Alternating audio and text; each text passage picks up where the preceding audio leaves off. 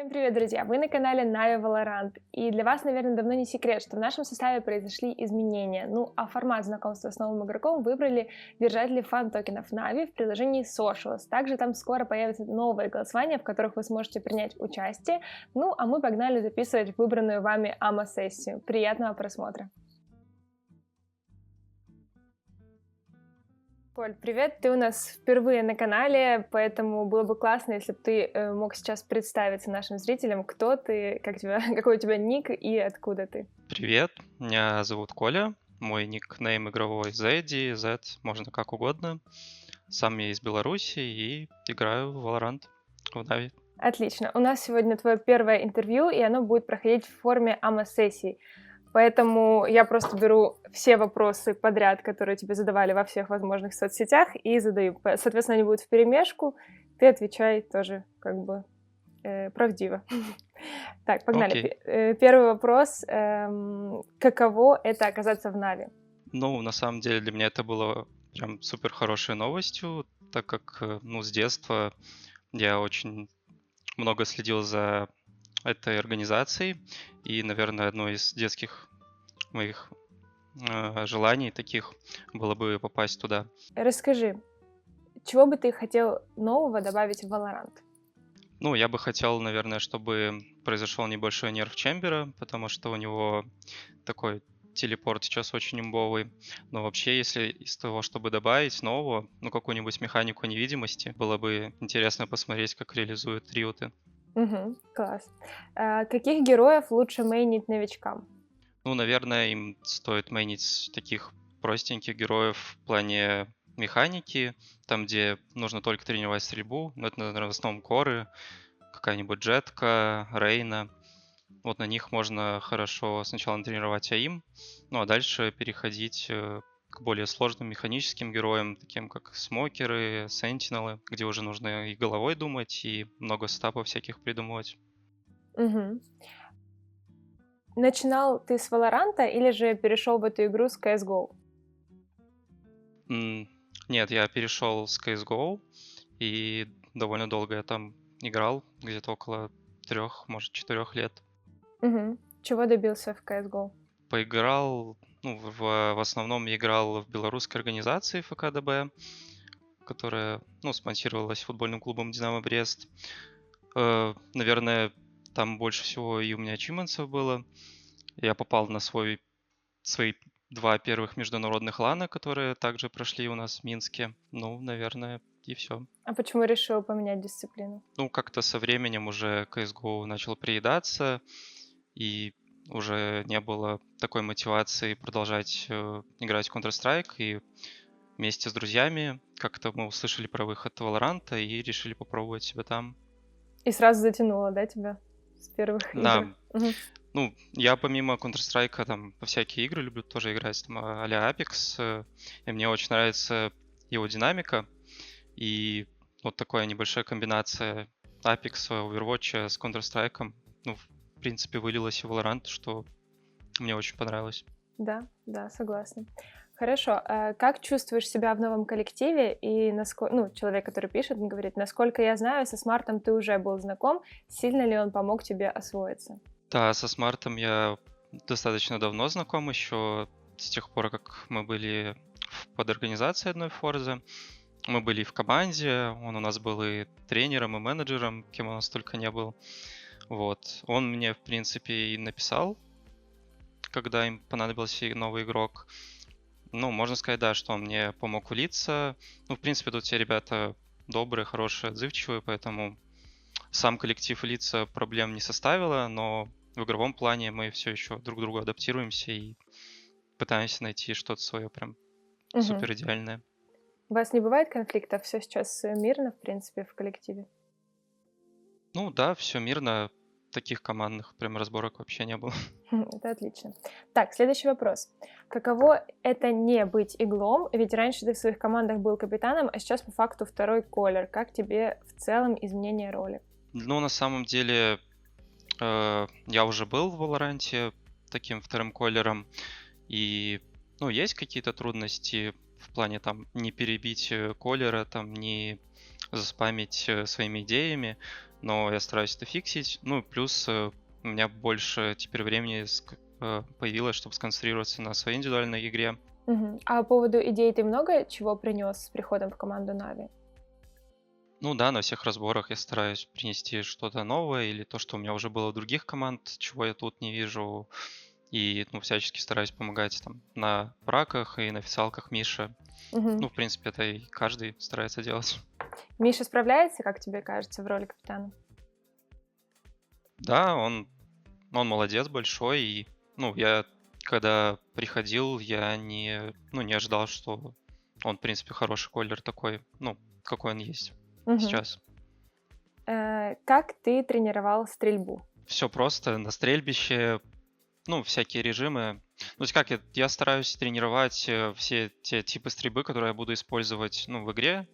То есть это всякие Counter-Strafe, там, флики, ну, вантапы. Короче, все в этом духе. Ну и после стрельбища я захожу поиграть пару дезматчей.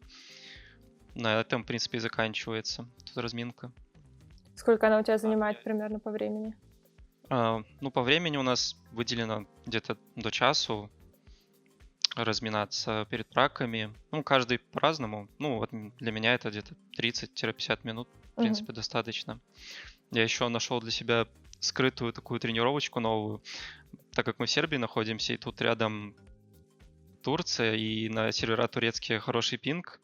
Если играть дезматчи на турецких серверах, то это прям как-то очень бустит. Там такая заруба нереальная, что можно прям хорошо натренироваться. Прикольно, прикольно. Значит, совет всем переезжать в Сербию, получается. Ну, Да. типа да. Какая обилка, по-твоему, самая бесполезная в игре? Ну, раньше бы я сказал, что это был маячок Брима, но сейчас на самом деле нельзя сказать, что какая-то есть бесполезная билка. Все, в принципе, можно реализовать по-своему и хороший профит с них поиметь. Ну, честно, мне на голову ничего не приходит. То есть, если бы, например, ты сейчас составлял тир-лист героев, то у тебя бы как бы типа не было, да, такого прям самого бесполезного? Стоп, я вспомнил. Есть вот эта стенка Феникса, которая, она просто одна по сравнению с тем же Неоном, у которой стенка с двух сторон закрывается. Но она выглядит как-то странно. Поэтому я бы, наверное, тоже переделал эту стенку как-то точно. Как зарекомендовать себя про командам? Вопрос хороший. Ну, нужно, наверное, стараться знакомиться со всеми игроками, чтобы были хорошие, ну, контакты, связи, и постепенно повышать свой уровень игры, и, ну, приобретать, наверное, еще более значительные знакомства. Ну и так, я думаю, тебя кто-нибудь да и заметит.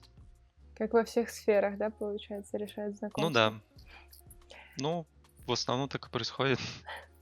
Как ты думаешь, у вас большие шансы пройти на мастерс? Конечно, хотелось бы сказать, что да, но чтобы нам пройти на мастерс, нужно еще пройти в плей-офф. Для этого нужно выиграть еще 2 оставшиеся игры, что будет не так уж и легко.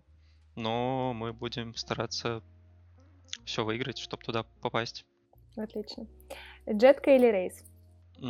Рейс. Лучший пик агентов? Ого.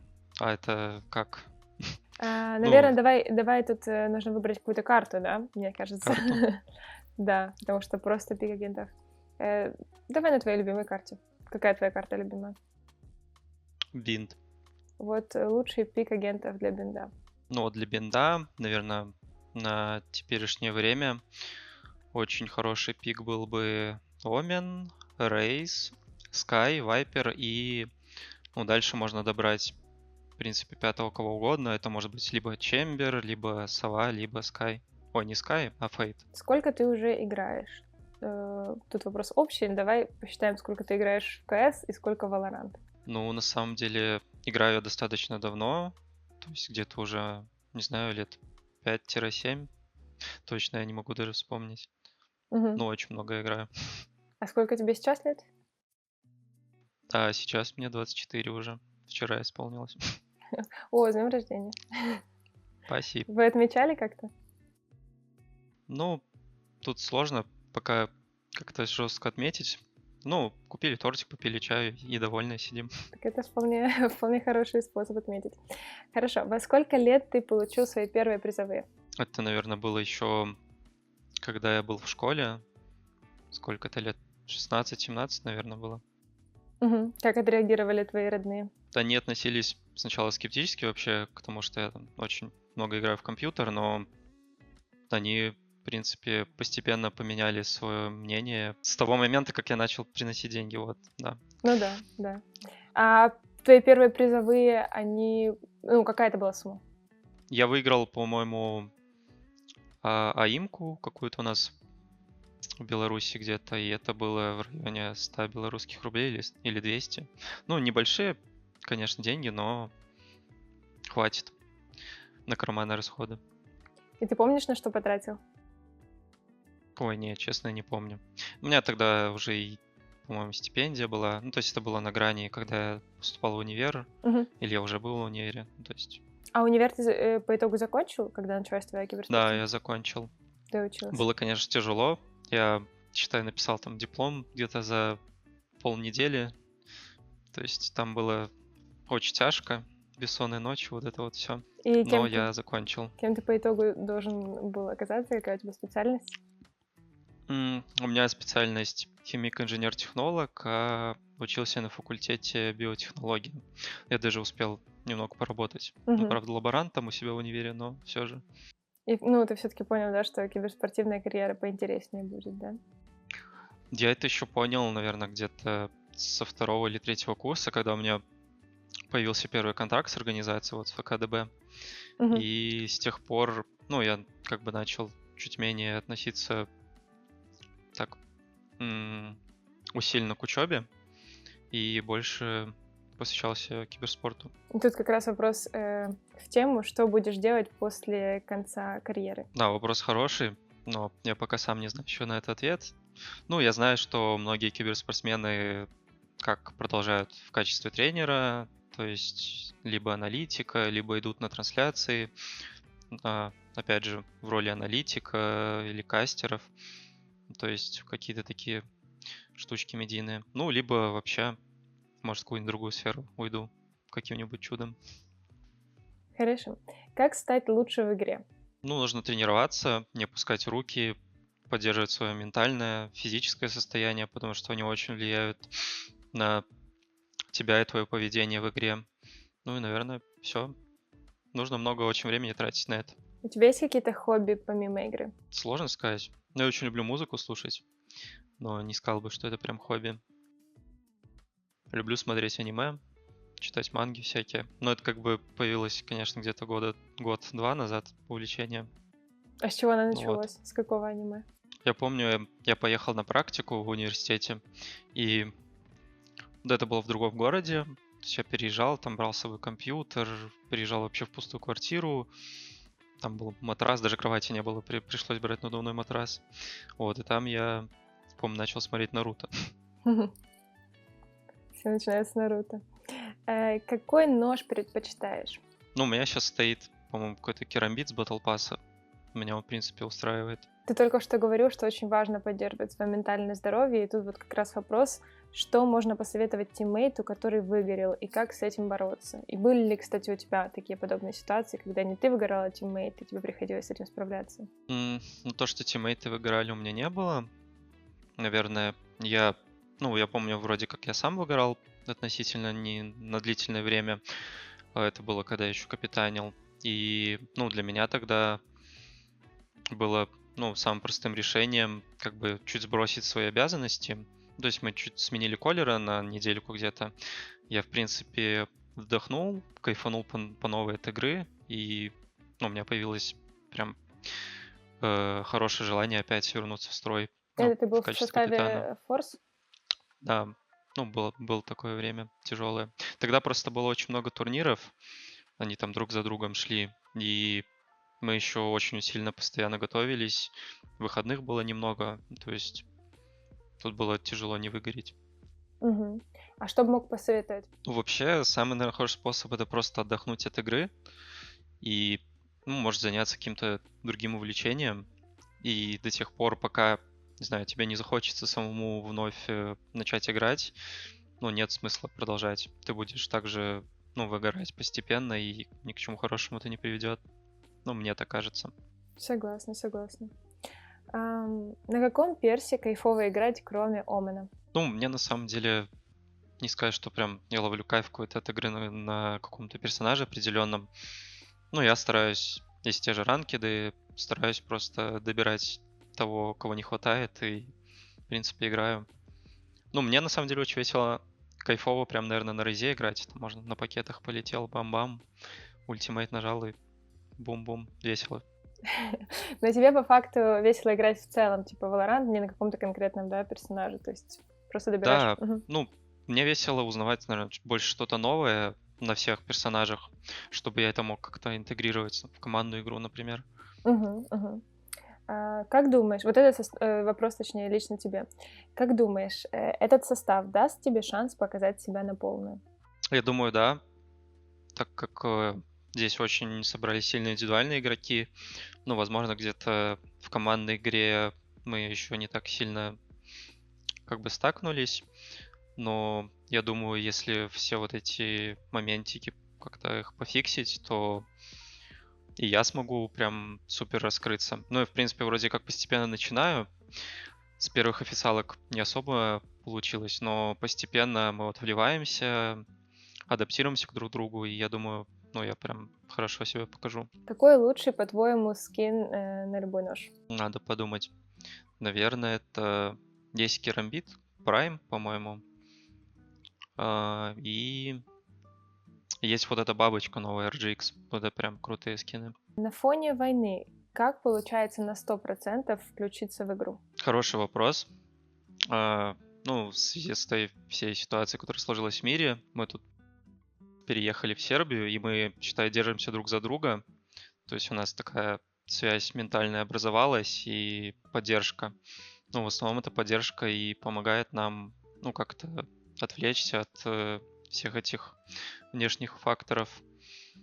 Ну, где-то помогают родные, то есть мы же с ними сейчас не можем видеться лично, поэтому всякие звонки по видео, то есть все вот эта поддержка, она помогает справляться с этими факторами. Тебе было, в принципе, тяжело согласиться на релокейт, или ты сразу понял, что готов ехать в Сербию? Нет, я еще, ну, до того, как меня подписали, ну, или взяли, предложили в Нави попасть, я сразу думал об этом варианте, так как, ну, либо ты теряешь карьеру, либо ты пробуешь добиться чего-то большего, потому что сейчас очень трудно, играя из дома, чего-то добиваться. Да и, в принципе, ну, как и морально, так и в плане карьеры. Какой твой ранг в Валоранте? Радиант, вроде как. Мгм. Как повлияло изменение Джет на игру твою и твоих тиммейтов? Не сказать, что она прям кардинально поменяла игру. У нас же в команде играет на Jet только ССК. Ну, где-то в каких-то моментах ему теперь нужно больше думать головой, когда нажать дэш, чтобы, ну, так сказать, не зафакапиться. Но кардинально это на самом деле никак не поменяло. Общаешься ли ты с игроками Форс после ухода? Да, я стараюсь со всеми общаться. Э, То есть это Кофе Никита, мы с ним часто переписываемся, общаемся. Слава артист тоже частенько переписываемся. И Сугецу, он же тоже сейчас в Сербии, и мы тут, считай, каждый день видимся. Мгм. А чем вообще был обусловлен твой уход из команды Форс? У нас произошел... Ну как, нас точнее хотели продать всех вместе, но так не получилось. Вот, и мы ушли по отдельности, по разными тропами. Ну, тут тебе комплимент. Метко стреляешь. Что можешь ответить? Буду стараться еще стрелять жестче.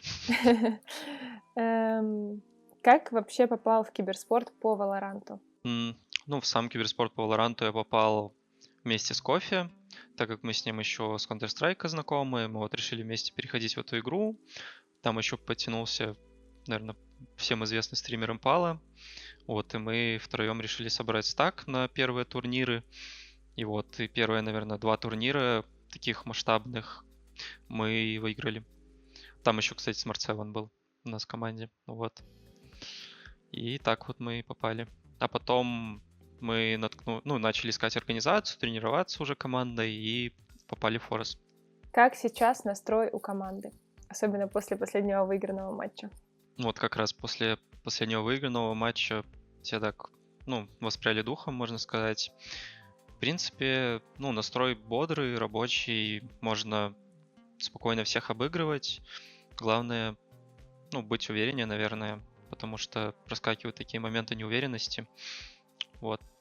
Мгм. Но до этого расскажи, да, вот до последнего матча какой был настрой, чтобы сравнить. Он, в принципе, одинаковый был, но мне кажется, вот это прям была очень ключевая победа, так как мы и не вылетели, то есть не вылетели, считай, и у нас есть хорошие шансы побороться, и, этот буст может прям очень хорошо сказаться на следующих матчах. Мгм. Какой у вас, против какой команды у вас следующий матч? Если я не ошибаюсь, то это, наверное, Team Liquid. Мгм. Удачи вам. Я надеюсь, что все будет хорошо, и следующие 2 игры вы точно выиграете. Это пожелание на день рождения. Хорошо. И последний вопрос задает Евгений Чайка. Он пишет: «Меня волнует только один вопрос. Откуда готовилось нападение?» Ой, тут с 4 позиций нужно доставать карту. По-другому никак. Отлично. Спасибо тебе большое за эту АМА-сессию, это интервью. Скажи пару слов нашим зрителям. Спасибо, что смотрите за нами.